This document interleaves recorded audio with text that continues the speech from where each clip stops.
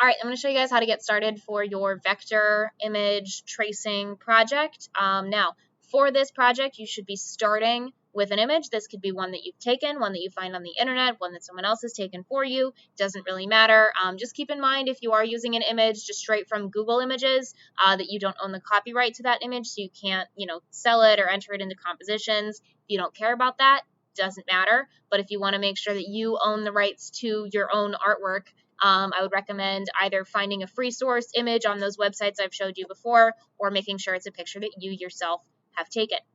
When you have it ready to go and it's downloaded on your computer, you're going to open and you're going to select that image. Now, I want to show you guys what a low quality image looks like and how you can format your project if you are working from a low quality image.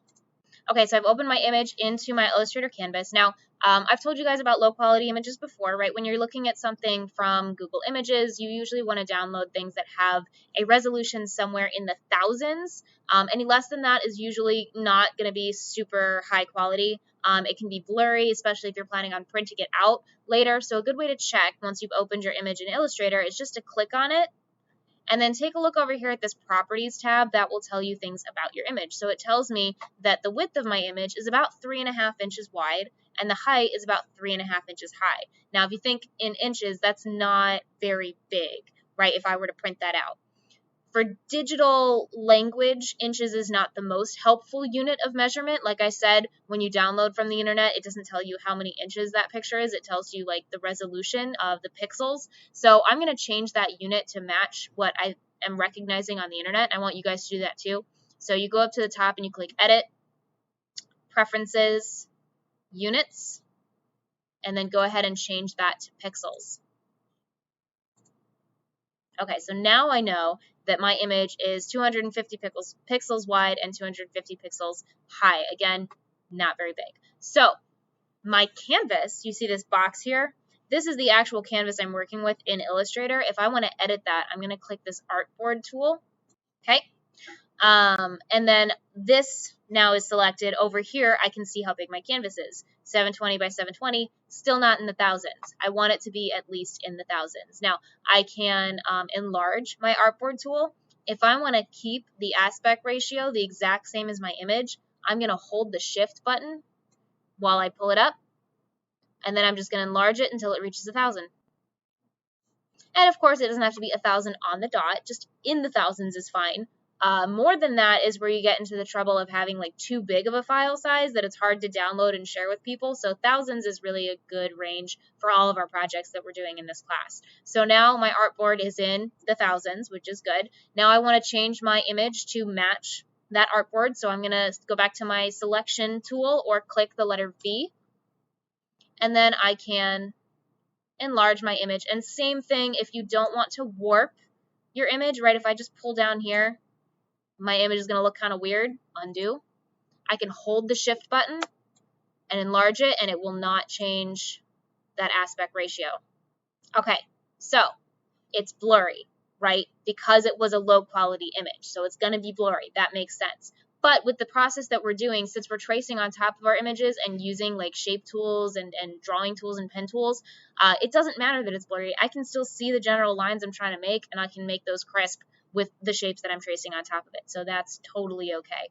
So that's how you would go about opening a low quality image. Again, just doubling checking that properties tab, making sure the width and the height are in the thousands. Let me go ahead and open the image I'm actually doing for this project.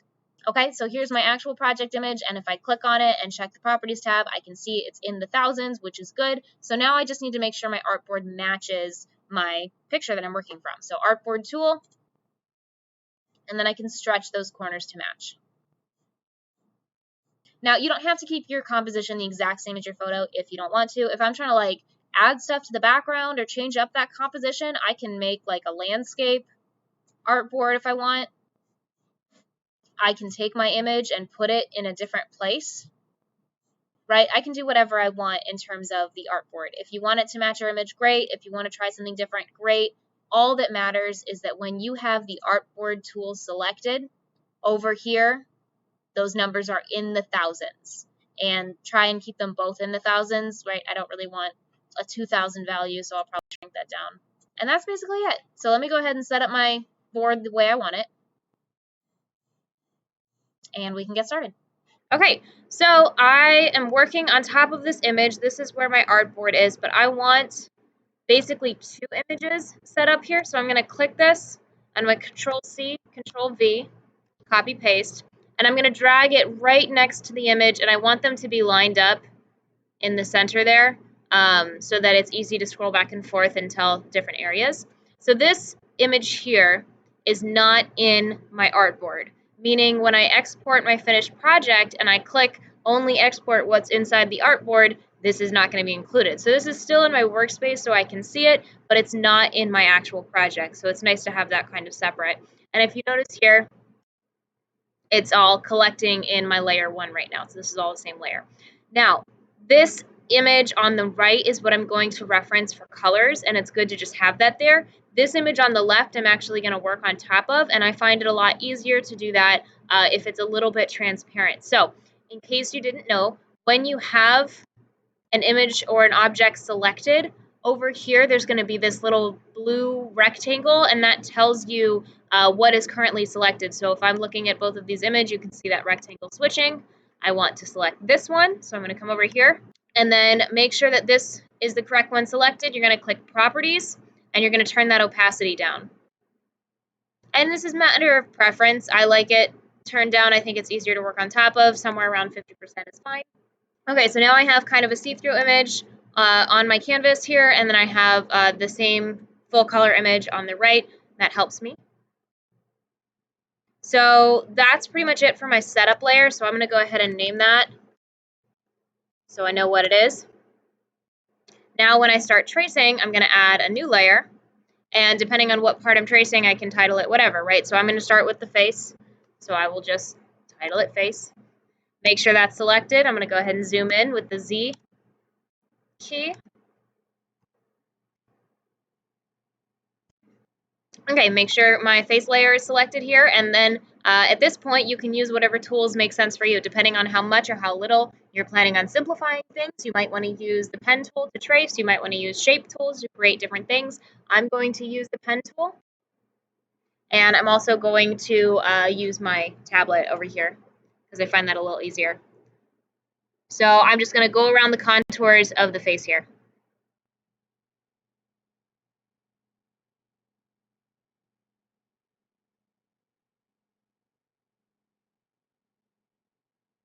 Now, it's currently filling with a color, and that's because over here the fill color is like white. I don't really want it to have a fill color yet because it kind of gets in the way of me being able to see the image I'm trying to trace. So I'm going to go ahead and click that red X there so it doesn't have a fill color, and that way I can continue on. Remember, if you need to edit anything after you've already traced it, you can go to the curvature tool and you can edit those specific points. So I actually don't want this point. So if I click on it and then click the backspace button, I can get rid of that. All right, so that's the basic shape of my face. Right now it does not have a fill. I want the fill to be the same color as my skin, so I'm going to make sure that this is selected. I'm going to make sure this fill box is on top, and then I'm going to click the letter I for my eyedropper tool, and I'm going to scroll over and pick some area of my face that I think represents like a middle skin tone color, and I can have a shadow and a highlight later. So there we go. Started filling it with my skin tone. Now, I'm going to do a shadow. So within my face layer here, I want my shadow to be there as well. But right now, my base face color is in the way, so I'm going to make that invisible for a second here. And then I'm just going to trace this little shadow on the side of my face using the same method I did before.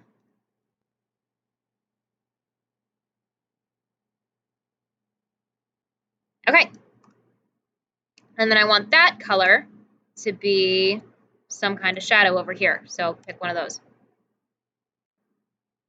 All right, so now I'm going to make that face visible again.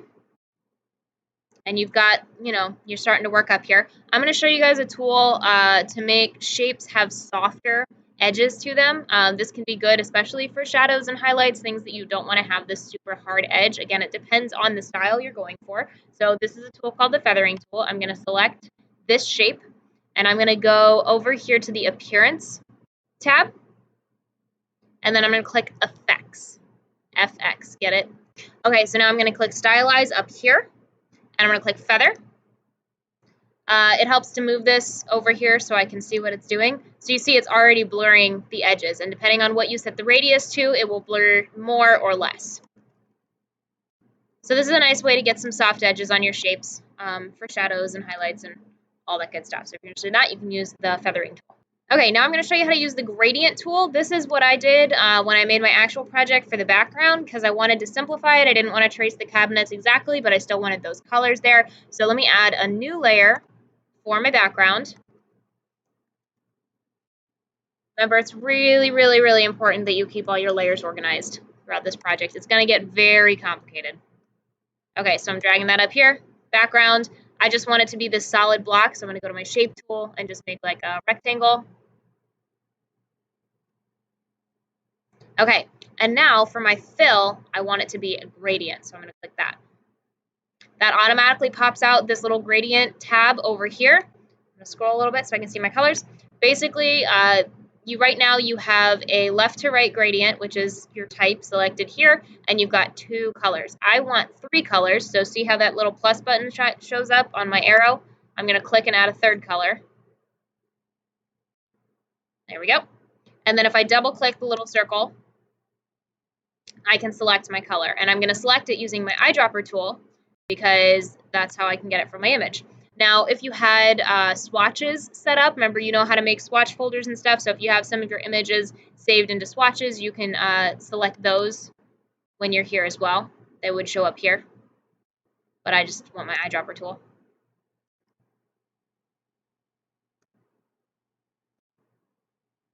So now I've selected my 3 colors. Scroll over here so you can see. This bar that's showing up here is the same as this bar here, so it doesn't matter which one you edit, it will edit both, but you can make your gradient closer to one side versus the other. Just depends on preference. Find somewhere, whatever you like in the middle. Okay, so the gradient tool is also helpful for smaller highlights, things like eyeballs or jewelry that might have like really bright little round highlights on them. So let me make my background invisible real quick. And I'm going to zoom in on my ring, and I'm just going to create a little circle.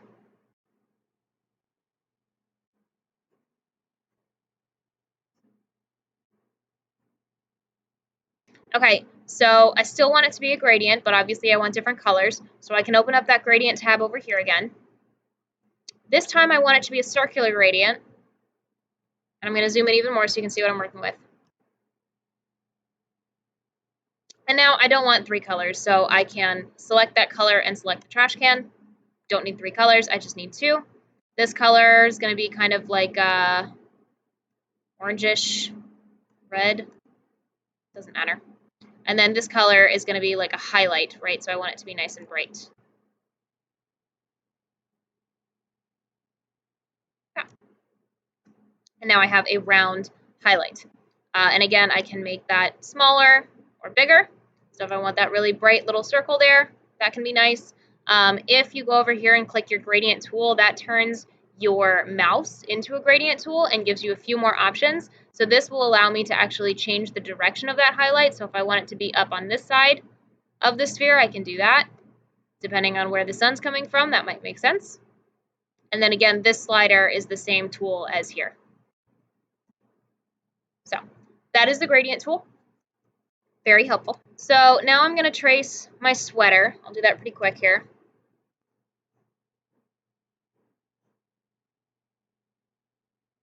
Again, if I don't want it to have a fill, I can click that red line.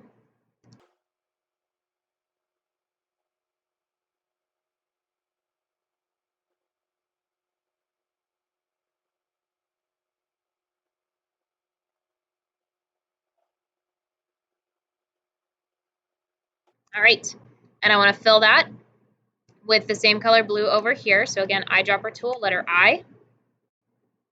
Fill that. Okay, so my sweater is not a solid color. Over here, you can tell it definitely has a ton of little details. You can render those details in a lot of different ways. If you wanted to take a brush tool and create a bunch of little specks, you could do that. If you wanted to create more shadows and stuff, you could do that. Sometimes when it comes to vector design, it's best to simplify things into patterns and maybe grids and lines and shapes and stuff like that. So I'm going to actually overlay a pattern on top of this sweater. So in order to do that, I'm going to copy paste this shape here. So now I have two, and I can lay them over exactly on each other, that's fine. But the one on top, I'm going to fill, instead of having a solid color here, I'm actually going to fill it with a pattern. So you can do that by clicking your swatch tab over here, because patterns are swatches, and you'll have to add them, right? So I'm going to click here, open up my swatch libraries. This is stuff that's automatically loaded into Illustrator that you have access to. And I'm going to click patterns. You can open lots of different swatches, textures like wood texture, earth texture, stone texture, stuff like that. I'm just opening patterns, basic, graphic. I just kind of want like a grid, lines. Obviously, these are super tiny, so if you'd like to see them larger, you can click large thumbnail view. It's not better, but it's okay. And then I can pick one of these like vertical line patterns, and it overlays on top of my color. Let's say you want a more specific texture, and you pick something from here, but it's just not going the correct way. These are currently horizontal lines, and I want them to be vertical to match my sweater. So what you can do is when it's loaded into your swatch panel here, you can double click it, and you can edit it. And this is going to pull up the pattern editing window. This is currently the pattern that you're working from. And you can transform it the same way you transform any shape. So like, as long as you have your select tool on, I can select the stuff that makes up this pattern. Let me zoom in so you can see what's happening. So these are the lines that are currently making up the pattern. I have selected them. I could increase their stroke if I wanted to make them thicker.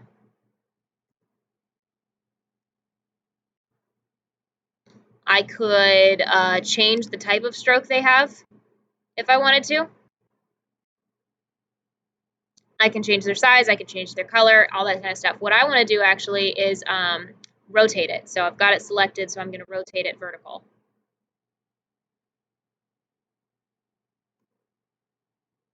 And then just click done. So now, same pattern is overlaid on top of my sweater, but now it's vertical.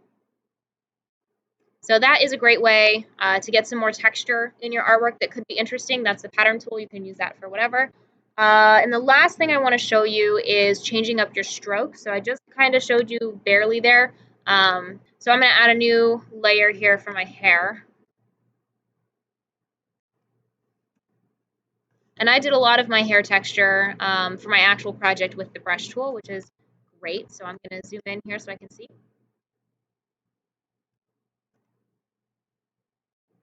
Go to my brush tool.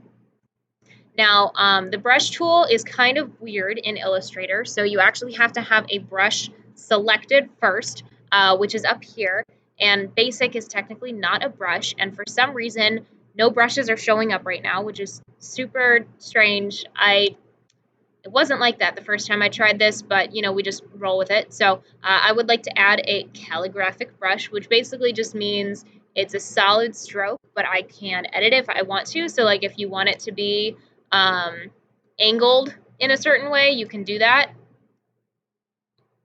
Right, like calligraphy brushes, if you think they have like thick and thin ends, so you can do something like that. I just want this to be, you know, your run-of-the-mill circle brush, so that's all I'm doing. And that's added here. So I make sure that's selected, and then I can start using my brush tool. Remember, you can use your bracket keys to make that brush size smaller or bigger. And right now I've got this pattern selected as my fill. I definitely don't want that for my brush tool. Oh, wait. A brush is a stroke, not a fill. That can be a little confusing at the beginning here. So what I've just done is I've created a fill color. That's not going to help me because a brush is a stroke. So I actually don't want it to have a fill color, and I would like my stroke to be that brown color that I just selected. So try and keep that straight. A little confusing, but we'll be okay. So a brush has a stroke color. Now I can trace some lines here. Great for hair textures. Okay, so now what's cool, you've got a pretty standard brush tool here. It's just kind of like these round oval lines. I can change those into different strokes now if I want to. Locking layers is also helpful. So if I just don't want to select anything else, I just want to select my hair layer. So I'm going to lock everything else.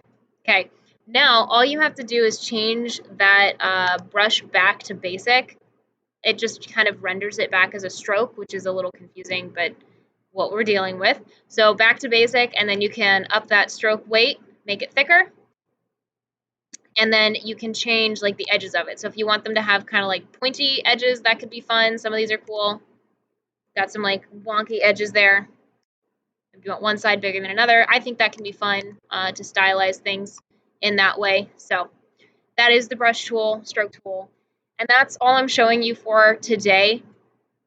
There are so many tools on Illustrator. Honestly, the best thing you can do is type questions into Google. You can always ask me, of course, I can try and help. But a lot of times when you guys ask me questions, I just Google things. So honestly, that's where I get a lot of my information, and that's where you should get a lot of your information for Adobe Suite. So if you're ever just like, how do I make a pattern on a shirt? Google it and type in how do I make a pattern, Adobe Illustrator, and it'll show you what different tools can do. Remember, as you are doing this, you should be documenting your tools on that tool worksheet. Every time you use a new tool, such as the pattern tool, the gradient tool, the feathering tool, write it down, tell me where you used it, tell me what it did, and that will help kind of understand what all these tools do, maybe lock them into your memory a little bit more, and also show me how much variety you're getting out of Illustrator. So that should be all you need to know to at least get started on your image reference project. Good luck, and hope it's fun for you.